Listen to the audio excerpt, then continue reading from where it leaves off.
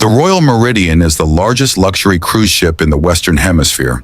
11 decks, 2,400 passengers, 4 swimming pools, a helipad, and a restaurant on the top floor, where a single dinner costs more than most people earn in a month. On the night of March 14th, somewhere in the middle of the Gulf of Mexico, the Royal Meridian begins to sink. Not slowly, not gracefully. The automated flood response system, the very system designed to save the ship, has been locked out by a cyber attack so sophisticated that 3 senior engineers are staring at their screens in total silence, unable to explain what they are seeing.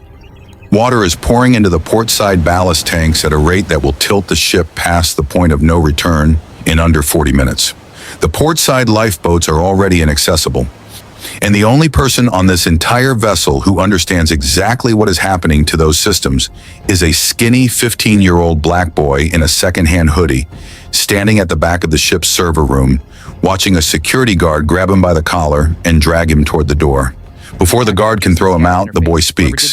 His voice is low, steady, completely calm. The attack vector is in the SCADA interface. Whoever did this planted a logic bomb in the ballast control firmware 3 days ago. It is activating in time sequences. You have maybe 35 minutes before the list angle hits critical and the portside davits go underwater. The guard freezes. The 3 engineers turn from their screens and stare.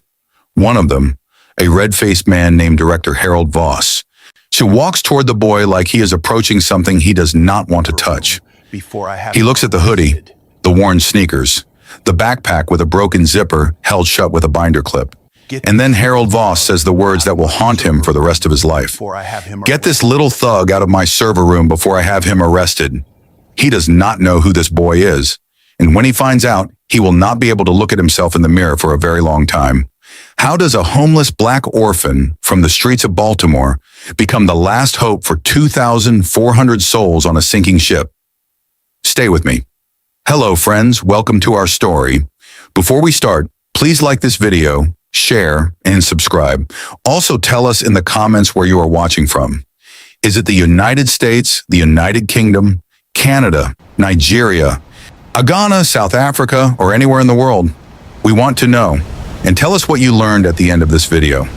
Baltimore, Maryland, a city of crabs, Camden Yards, and the Inner Harbor waterfront, where tourists photograph boats they will never afford to ride. But 8 miles from that waterfront, in a neighborhood called Cherry Hill, there are no tourist photographs.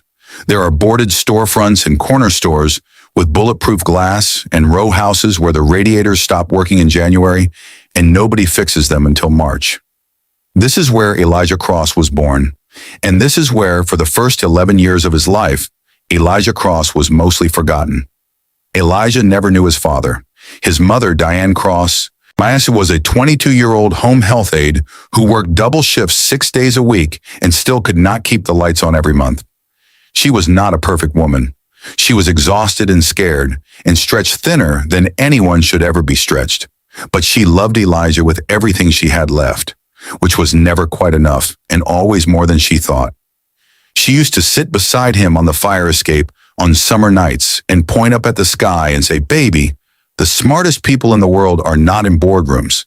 They are in rooms just like this one, and nobody ever opened the door for them." Elijah was 7 years old. He did not fully understand, but those words went into him like seeds into dry ground, and they waited. When Elijah was 11, Diane Cross died. Not in a hospital, not peacefully. She collapsed on a client's kitchen floor during a Tuesday morning shift, a massive brain aneurysm that took her in under 4 minutes.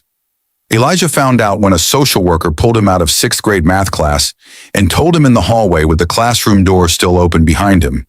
He remembers looking back through the door at the whiteboard, at the equations still written there in blue marker, at his classmates pretending not to stare. He does not remember crying. He remembers thinking he had left his lunch on his desk and wondering if anyone would take it. Sometimes grief in children does not look like grief. Sometimes it looks like worrying about lunch. After Diane, Elijah entered the foster care system. 4 years, 5 homes. He does not talk about most of them. There is one he speaks about even less than the others. A group home in East Baltimore where 17 boys lived in a building designed for 8, where the house manager disappeared on weekends, and where Elijah learned to sleep with his backpack under his pillow so nothing inside it would be gone by morning. He was 12 years old. He adapted. That is what Elijah Cross learned to do better than almost anything else.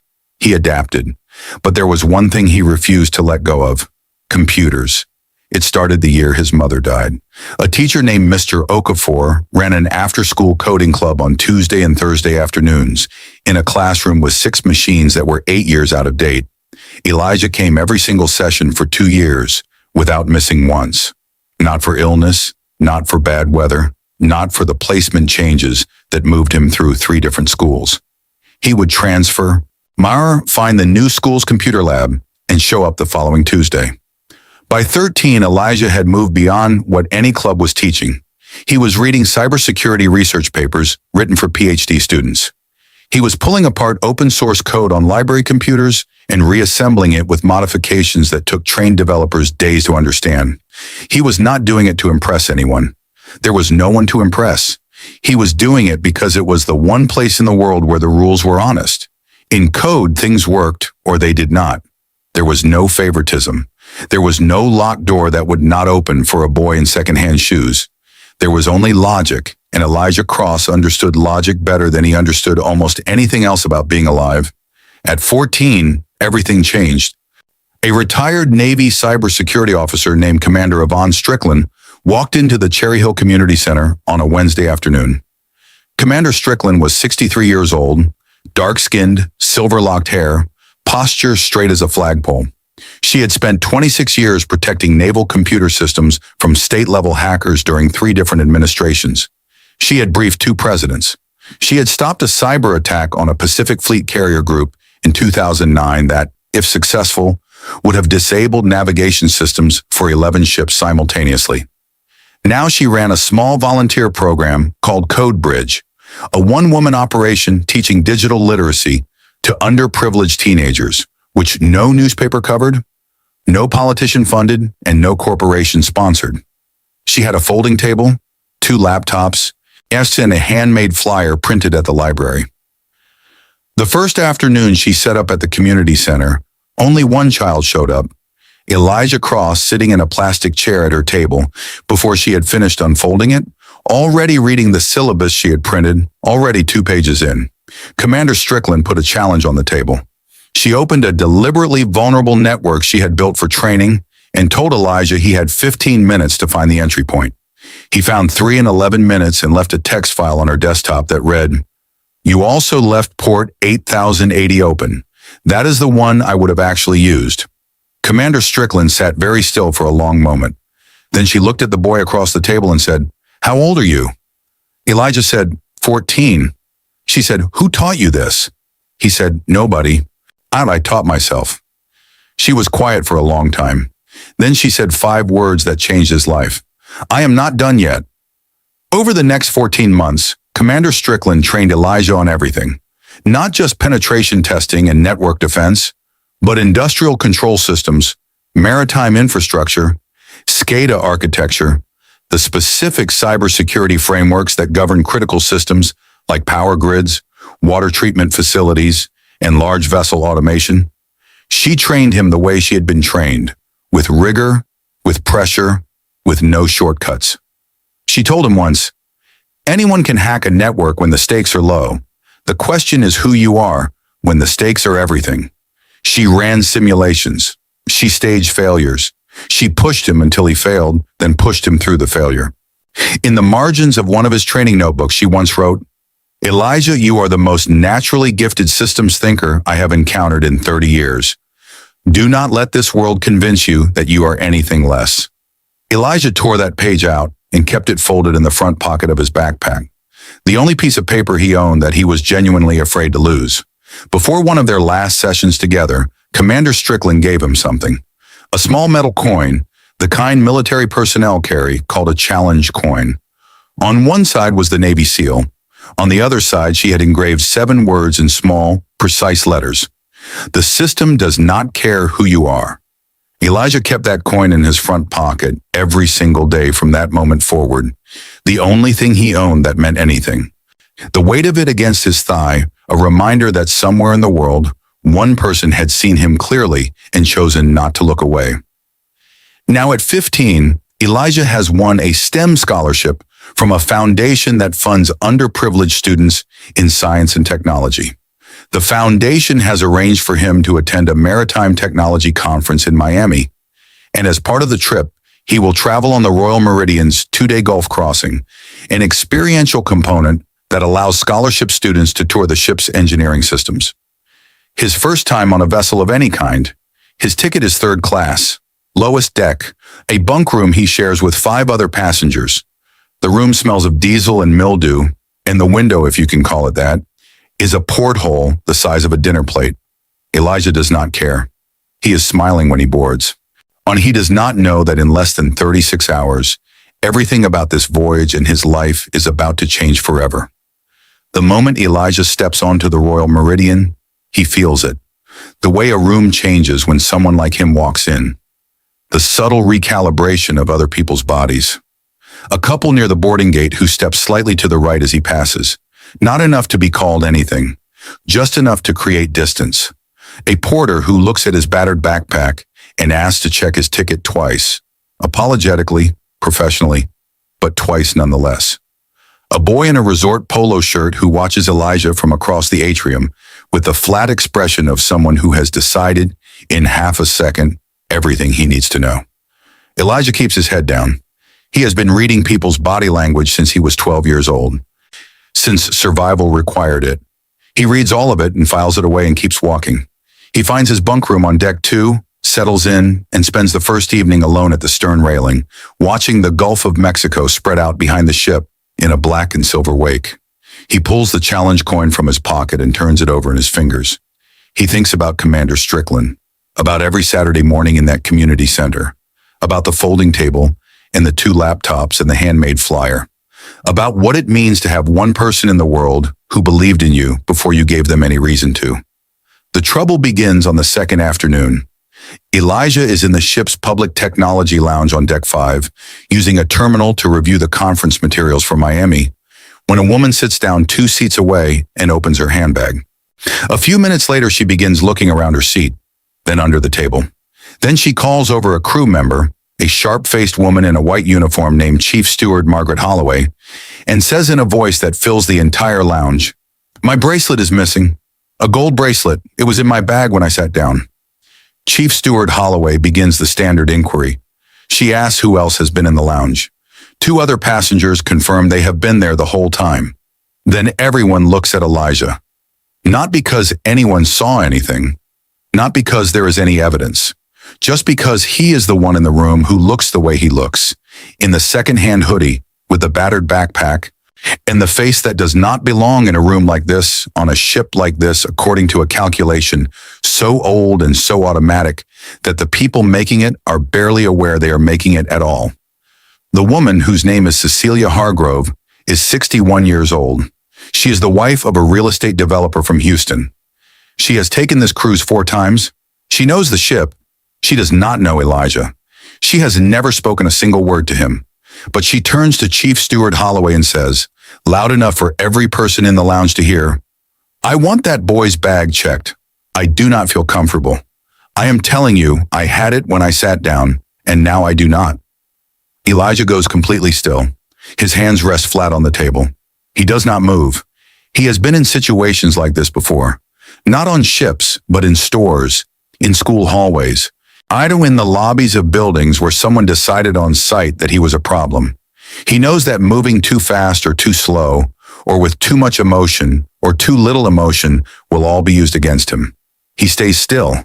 He keeps his face neutral. He waits. Chief Steward Holloway walks to his table. She does not ask politely. She says, "Stand up, please. I need to look through your bag." Elijah stands. He unzips the backpack on the table in front of everyone. Inside, a change of clothes, a toothbrush, 3 printed cybersecurity research papers with handwritten notes in the margins, Commander Strickland's training notebook, and the metal challenge coin. No bracelet, no jewelry of any kind.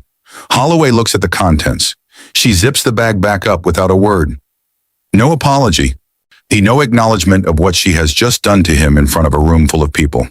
She simply turns and walks away. And Cecelia Hargrove mutters to the woman beside her, "They probably don't even catch them half the time anyway." Elijah picks up his backpack. He walks out of the lounge without looking at anyone. He goes back to the stern railing, stands in the wind, and presses the challenge coin so hard into his palm that the engraved edge leaves a mark. His eyes are burning. He does not cry. He has learned over 15 years that crying in public is a luxury you cannot afford when the world is already looking for reasons to dismiss you. He presses his forehead to the railing and stares at the black water and breathes. Just breathes. A woman from the lounge has followed him out. Her name is Dr. Adaize Obi, a 45-year-old Nigerian-American pediatrician from Atlanta who watched the entire scene from the corner of the lounge. She stands beside him at the railing and says quietly, "What they just did to you was wrong. Every person in that room knows it, even if none of them will say so." Elijah looks at her. He is 15 years old and he is very tired. He says, "Thank you, ma'am." He means it. She stays beside him for a few minutes without saying anything else, which is exactly the right thing to do. 3 decks below, in the Royal Meridian's main engineering control center, a different kind of storm is beginning. At 9:47 p.m., a junior engineer named Patrick Sue notices something unusual in the ballast monitoring readout. Portside Tank 3 is showing a water intake volume that does not match any active command in the system. He flags it to his supervisor, a florid man named Chief Engineer Raymond Tate, who looks at the screen, frowns, and assumes it is a sensor glitch. He makes a note to run a diagnostic in the morning. He does not escalate. He does not know that in approximately 22 minutes, the same anomaly will appear in Portside Tanks 1, 2, and 5 simultaneously, and by then it will no longer look like a glitch. At 10:09 p.m., Director Harold Voss, head of the ship's technology systems, is called to the server room. What he finds there stops him cold. 3 of his engineers are staring at screens that should not look the way they look. The ballast management interface, the automated system that controls the ship's water distribution and therefore its stability and balance, is displaying commands that no human being entered. Mara, the system is taking on water in a pattern, deliberate, sequential, cascading. And when Voss's lead engineer tries to override it, the override fails. When he tries to force a manual reset, the manual reset fails. When he tries to shut the entire system down and restart it from a clean backup, the backup itself is corrupted. Someone did not just attack the Royal Meridian systems tonight. Someone attacked them days ago and planted the weapon quietly and walked away and waited. And now the weapon is going off, and Harold Voss's team has no idea how to stop it. At 10:14 p.m., the Royal Meridian begins to list. Slowly at first, barely perceptible. A slight tilt to port that most passengers interpret as a wave. But on the bridge, the inclinometer tells a different story. 3 degrees of list and climbing. Voss is on the phone to the captain. The captain is already on the bridge. The bridge is already on radio to the Coast Guard. And in the server room, 3 engineers with a combined 50 years of experience are staring at code they cannot read, at an attack pattern they have never encountered, at a system that has been turned against them with a precision that feels almost contemptuous, as if whoever built this wanted them to understand that there was nothing they could do. That is when the door to the server room opens, and Elijah Cross walks in. He was not supposed to be there. He had been walking the lower decks, trying to clear his head after the lounge incident, when he passed an open service corridor and heard the sound. Not an alarm, nothing so obvious. It was the absence of a sound, the ballast control pump cycling at the wrong interval, a mechanical rhythm slightly off from what it should be, a pattern Elijah recognized from Commander Strickland's Maritime Systems module. He followed it. He found the server room. The door was ajar because 3 panicking engineers kept forgetting to close it behind them. He stepped inside and stood at a terminal and read what was on the screen and understood immediately what he was looking at. And that is when Harold Voss grabbed the security guard. After the guard removes Elijah from the room, Elijah stands in the corridor for exactly 4 seconds. He can feel the list through the soles of his sneakers, subtle but real. He can hear the distant sound of something shifting in the lower decks, luggage or furniture, the physical evidence of a ship that is no longer level. He looks at the challenge coin in his hand. Hakoda, the system does not care who you are. He pockets it. He opens the server room door again and walks back in. Harold Voss spins around. His face is red as brick. I told security to remove you. Get out of this room right now, or I will have you detained for the remainder of this voyage. Elijah does not raise his voice. He does not argue. He walks to the nearest terminal, sits down, and begins typing. What are you doing? Stop that. Stop that right now. Voss reaches for his arm. Elijah sidesteps without looking up. His eyes are on the screen. His fingers are moving. Your attacker used a two-stage delivery, Elijah says, his voice the same low, steady tone as before. The first stage came through the ship's passenger Wi-Fi network, which shares a subnet with your operational technology infrastructure. That is your first mistake. Sharing those networks. The second stage used a spoofed firmware update to overwrite the ballast controller's decision logic. It is not a virus, it is a replacement. Your system is not infected. It has been impersonated. The commands it is running look legitimate to every diagnostic tool you have, because to every diagnostic tool you have, they are legitimate. You cannot stop it from the inside using the tools built into the system, because those tools now trust the malicious code. You have to come at it from outside the trust hierarchy entirely. The three engineers are staring. Patrick Sue, the youngest one, takes a step toward the terminal. He says, how does he know what our diagnostic tools are running? Harold Voss says, he doesn't. He is guessing. Get him out. Dr. Adai's Obi appears in the server room doorway. She has followed Elijah from the deck railing. She looks at the screens. She looks at the list angle indicator on the wall, which now reads 6 degrees. She looks at Harold Voss and says, with respect, sir, the ship is tilting, and your team has been in this room for 25 minutes without a solution. I would let the boy finish his sentence. Harold Voss opens his mouth, closes it, looks at the inclinometer, looks at his engineers, looks at Elijah's fingers, moving across the keyboard with a precision and speed that does not look like guessing. He says nothing. For the moment, he says nothing, and Elijah keeps typing. What Elijah is looking at is, in his own assessment, one of the most elegant pieces of malicious code he has ever encountered. Elegant is not a word most people use about cyber attacks, but Commander Strickland taught him that the word applies, that some attacks are built with the kind of craftsmanship that demands acknowledgement, even as you work to dismantle them.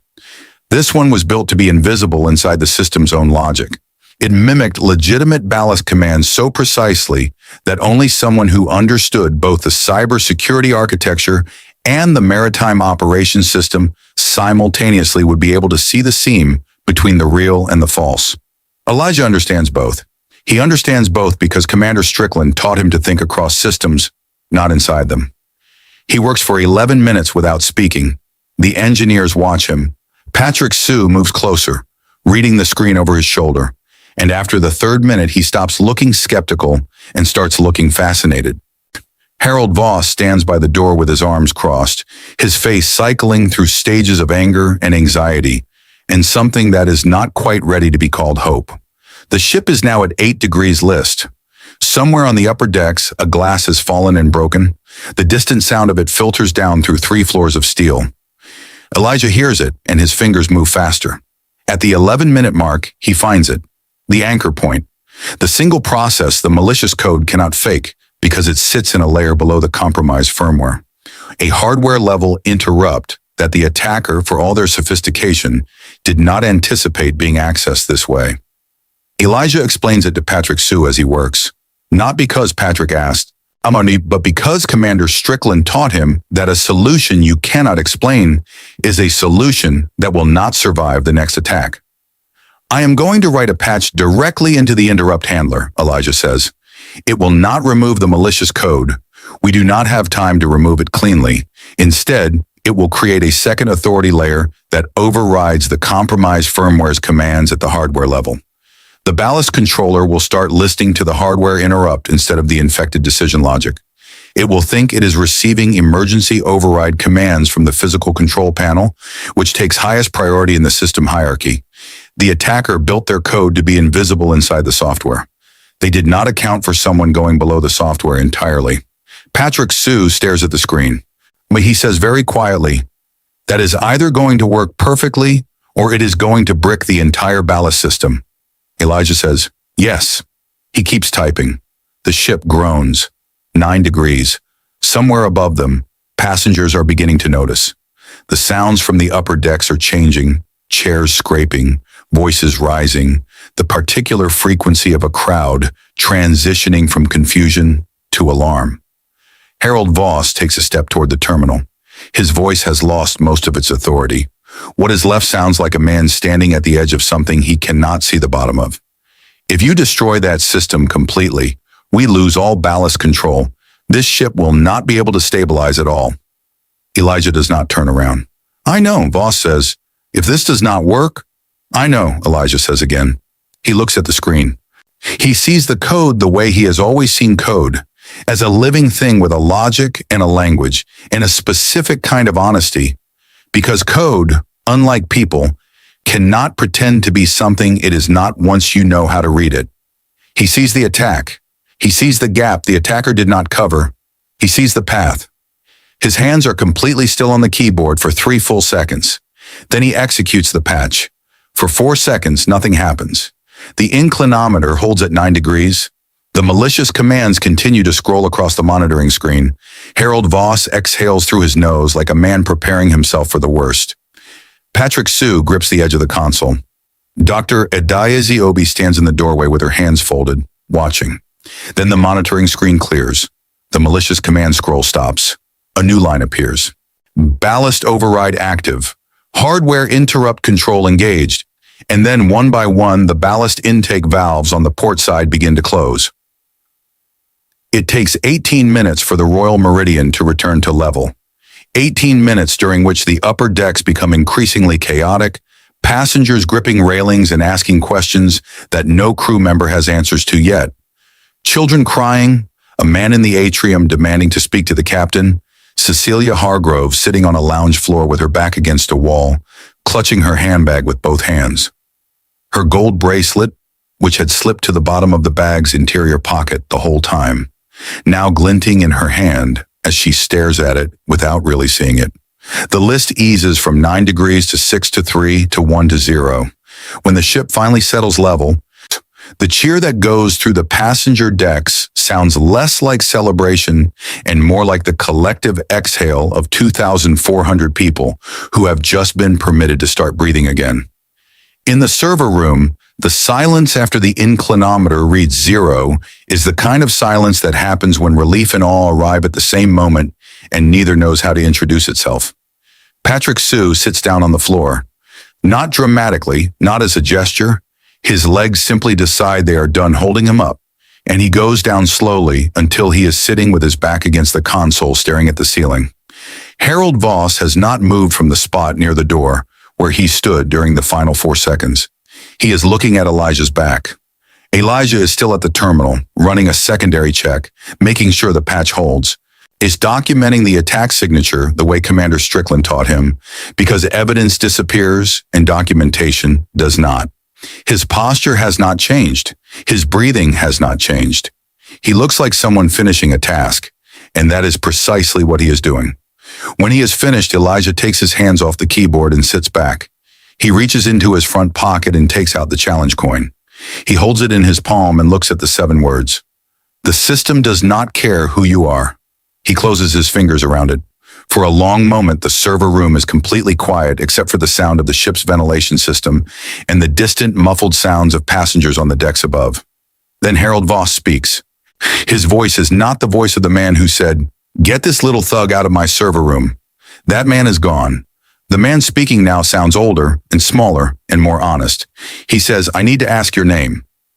Elijah looks at him. Elijah Cross. Voss says, "How old are you?" Elijah says, 15. Voss closes his eyes. He keeps them closed for a moment. When he opens them, he says, "Elijah, what you just did saved the ship. I need you to understand that." Elijah nods once. He does not say, "I know." He does not say, "No problem." He says, "You should get an independent forensic team to pull the full attack chain before you let anyone else touch those systems. Whoever built this knows your network architecture. And that means either they had inside access or they have been watching your network for longer than this trip." Harold Voss takes out his phone and starts making notes. Elijah picks up his backpack and puts the challenge coin back in his pocket and stands up. Dr. Adai's Obi is waiting in the corridor. She falls into step beside him without being asked. After a moment, she says, "Are you all right?" He thinks about it honestly. He says, "I'm okay." She says, "You were very brave in there." He shakes his head. "I wasn't brave. I just knew how to do it. Brave is doing something when you don't know how. I just did what I know." She looks at him for a long moment. Then she says, "Elijah, that might be the wisest thing I've heard anyone say on this entire ship." They walk together toward the upper decks. The news travels through the Royal Meridian the way news always travels through confined spaces. Fast and distorted, and then gradually accurate. First there are rumors. A passenger did something with the computers. Then more specific rumors. It was a kid, someone says. Then the truth passed from crew to passenger in hushed voices with wide eyes. A 15-year-old boy, a scholarship student, traveling third class. He was the one who stopped it. He was the one the ship's director tried to throw out of the server room. He was the one whose bag was searched in the lounge an hour before everything went wrong. This last fact travels through the ship with a different energy than the others. It arrives at tables and bar stools and deck chairs and carries with it a weight that is harder to set down. When Elijah comes up to the main deck, the captain is waiting for him.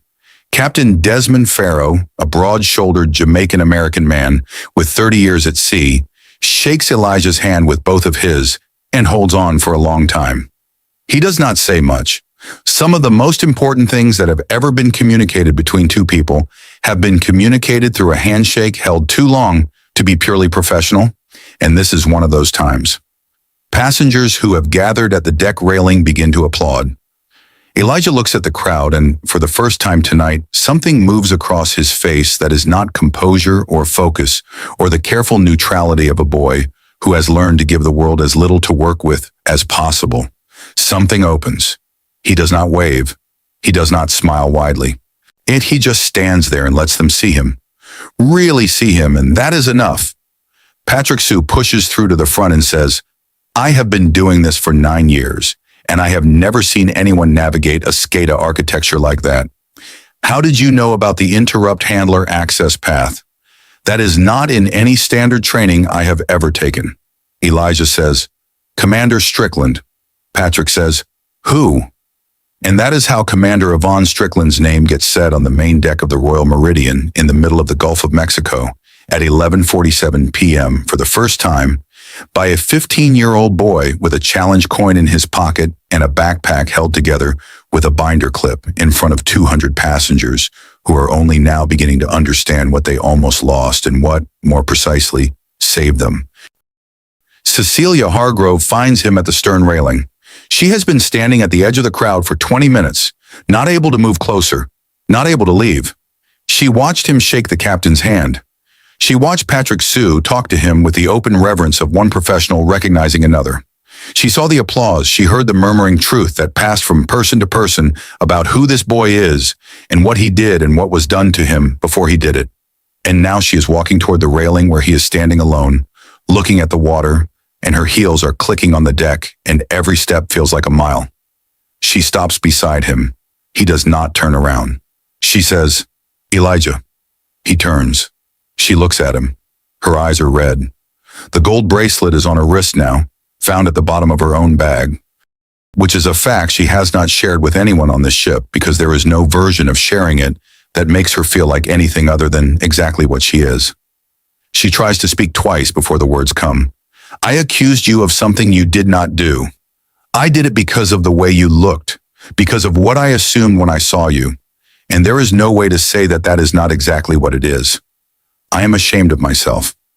I have been ashamed since the moment I saw the bracelet in my own bag, but I am more ashamed now, having seen what you are. And I want you to know that I understand that that shame is mine to carry. It is not for you to manage or to minimize for my comfort." She stops. She is holding herself together with everything she has. "I am sorry, Elijah. I am deeply, genuinely sorry." Elijah looks at her for a long moment. And there is no performance in his face, no calculated graciousness. He simply looks at her with the steady, clear gaze of a boy who has long since stopped needing the world's approval to know his own worth. He says, "I accept your apology, ma'am. I hope the next time you see someone who looks like me, you remember tonight before you decide what you know about them." Cecelia Hargrove nods. Her chin trembles. She does not try to extend the conversation or extract more from him or make herself feel better at his expense. She simply nods and turns and walks away. And that is the right thing to do. And somewhere in the doing of it, she is already a different person than the one who sat in that lounge this afternoon and called for his bag to be searched. The following morning, 2 hours before the Royal Meridian docks in Miami, Elijah is sitting at the stern railing with Commander Strickland's training notebook open on his knee, documenting the attack architecture while the details are still sharp in his mind. He is writing in the margins in the same small, precise handwriting that fills every other page. He hears footsteps and looks up. Dr. Adai's Obi is standing there with 2 cups of coffee, which she must have walked the full length of the ship to find at this hour, and she holds one out to him. He takes it. She sits beside him. They watch the gulf pass behind them, the wake spreading and dissolving, the early sky going pale at the horizon. After a while, she says, "What will you do after the conference? After all of this?" He thinks about it. He says, "Finish school. Apply to the cyber defense program at UMBC. Commander Strickland knows someone in the admissions office." He pauses. "Try not to let people stop me." Dr. Obi says, "People will try." He says, "I know. They always have." He closes the notebook and looks at the water. "But every time they try and it doesn't work, the next time is harder for them." He says it without bitterness, just as a fact, observed and filed and accepted.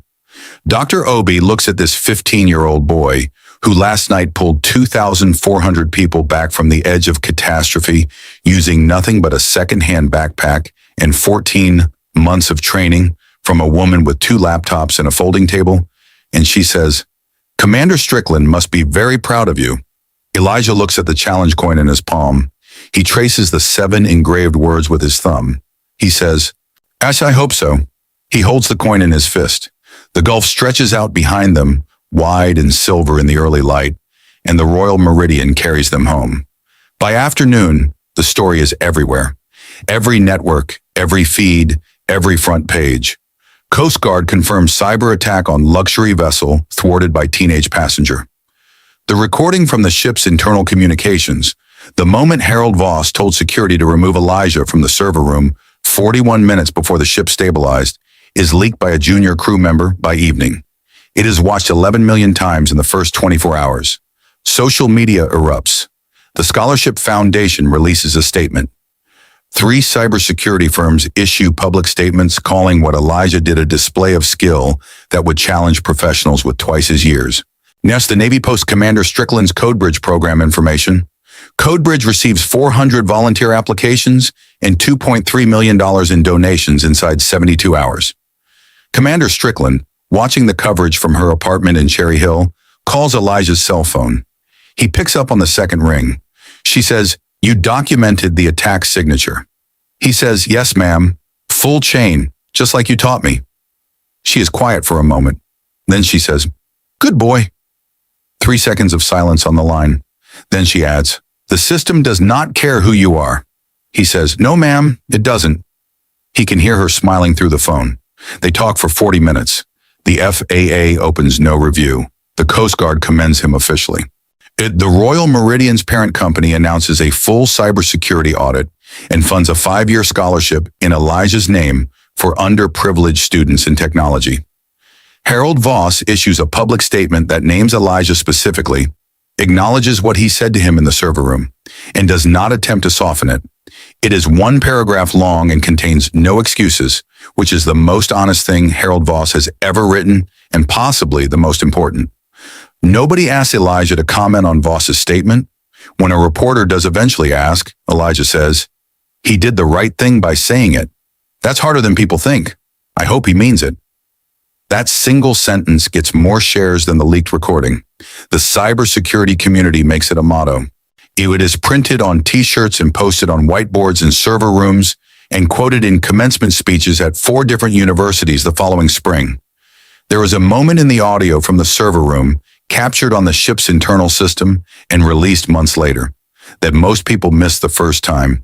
It comes right after Elijah executes the patch, right after the ballast override activates and the intake valves begin to close.